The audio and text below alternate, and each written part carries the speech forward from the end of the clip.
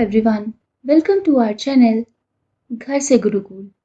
घर से गुरुकुल में हमारा आज का टॉपिक है साइमन कमीशन। अपनी लास्ट वीडियो में हमने जाना कि कैसे 1919 में मॉन्टेग्यू चैम्सफोर्ड एक्ट लाया गया, जिसको लाने के साथ ही ये भी निश्चित कर दिया गया कि उसकी समीक्षा करने के लिए 10 साल बाद एक कमेटी बनाई जाएगी जो 1919 एक्ट के कार्यों की समीक्षा करेगी। तो उसी के परिणाम स्वरूप 1927 का साइमन कमीशन लाया गया।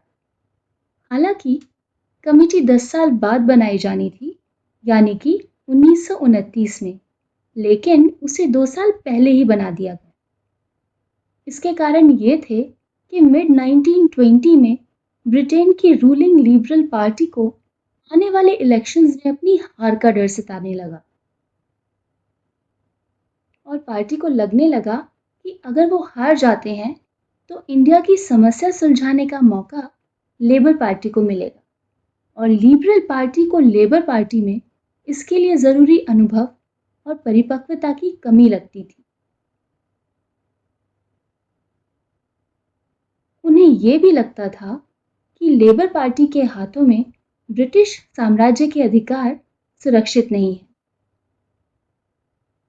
साइमन कमीशन को ऐसे समय पर नियुक्त करके भारत भेजा गया जब भारत में सांप्रदायिक दंगे भड़के हुए थे और इन दंगों की जड़ भी ब्रिटिश सरकार ही थी, जिसने धर्म के आधार पर बांटो और राज करो की नीति अपनाते हुए सांप्रदायिक आधार पर सेपरेट इलेक्टोरेट्स की स्थापना की थी।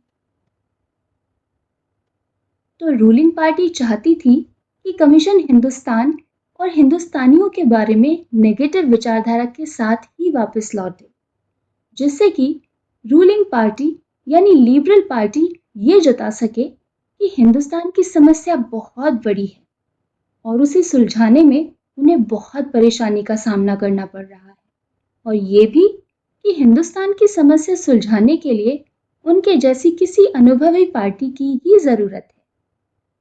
इन्हीं सब बातों को ध्यान में रखते हुए ब्रिटिश गवर्नमेंट ने 8 नवंबर 1927 को साइमन कमीशन की स्थापना की। इसे इंडियन स्टैट्यूटरी कमीशन भी कहा जाता है। साइमन कमीशन 7 ब्रिटिश सदस्यों का समूह था, जिसमें एक भी भारतीय सदस्य नहीं था। इस कमीशन के चेयरमैन थे सर जॉन साइमन, जिन्हें बाद में विस्काउंट की उपाधि मिली। विस्काउंट ब्रिटिश गवर्नमेंट की तरफ से दी जाने वाली एक उपाधि है।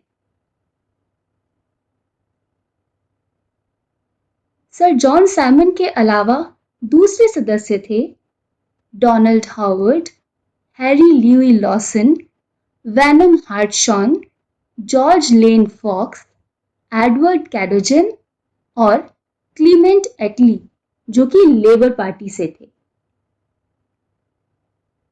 ये वही क्लीमेंट एटली थे जो आगे चलकर ब्रिटेन के प्राइम मिनिस्टर बने। कमीशन के भारत आने के समय पर वायसराय ऑफ इंडिया थे लॉर्ड इरविन और सेक्रेटरी ऑफ स्टेट थे लॉर्ड बर्किनहेड।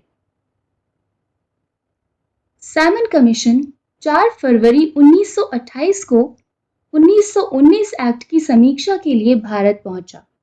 ये कमीशन भारत में जहां-जहां भी गया, इसे घोर आलोचना का सामना करना पड़ा और काले झंडे दिखाए गए।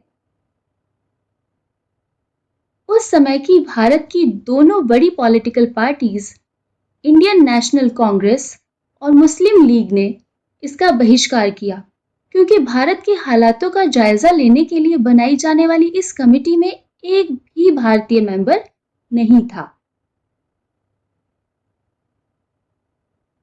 इंडियन नेशनल कांग्रेस ने दिसंबर 1927 में हुए मद्रास अधिवेशन में साइमन कमीशन का बॉयकॉट करने का निश्चय किया।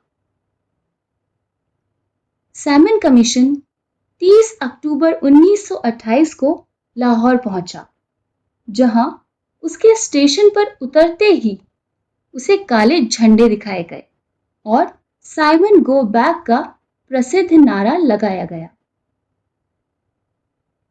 मैं आपको बताना चाहती हूँ कि यह प्रसिद्ध नारा यूसुफ मेहराली द्वारा दिया गया था।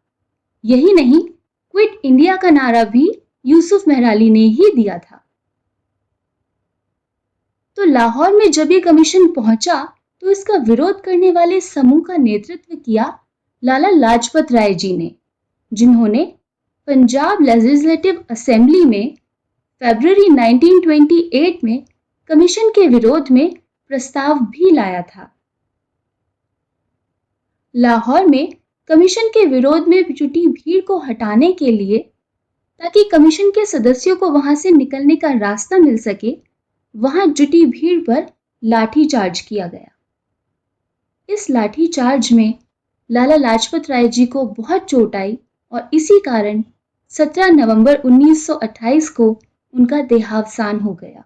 साइमन कमीशन को सपोर्ट करने वाले लोगों में से थे भीमराव अंबेडकर जी, ईवी पेरियार, हिंदू महासभा और सेंट्रल सिख लीग।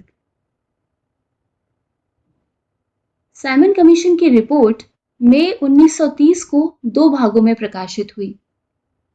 इस कमीशन का परिणाम था 1935 में लाया गया गवर्नमेंट ऑफ इंडिया एक्ट, जिससे भारत में प्रांतीय स्तर पर उत्तरदायी सरकार यानी प्रोविंशियल लेवल पर रिस्पॉन्सिबल गवर्नमेंट की स्थापना हुई, जो कि सीधे सीधे भारतीय जनता की तरफ जिम्मेदार थी। साइमन कमीशन की रिपोर्ट में लिखी हुई बातें कुछ इस प्रकार थी। सांप्रदायिक आधार पर बने इलेक्टोरेट्स को बने रहने दिया जाए जब तक हिंदू और मुस्लिमों के बीच चल रही टेंशन खत्म ना हो जाए। डायरकी को समाप्त कर दिया जाए। प्रांतों में उत्तरदायी सरकार की स्थापना की जाए। इसके अलावा कमीशन ने भारत के लिए डोमिनियन स्टेटस की भी वकालत की थी और इसी के आधार पर भारत में प्रांतीय आधार पर पहली बार 1937 में चुनाव भी हुए। तो आज के लिए घर से गुरुकुल में बस इतना ही। अगले टॉपिक तक के लिए please like, share and subscribe घर से गुरुकुल।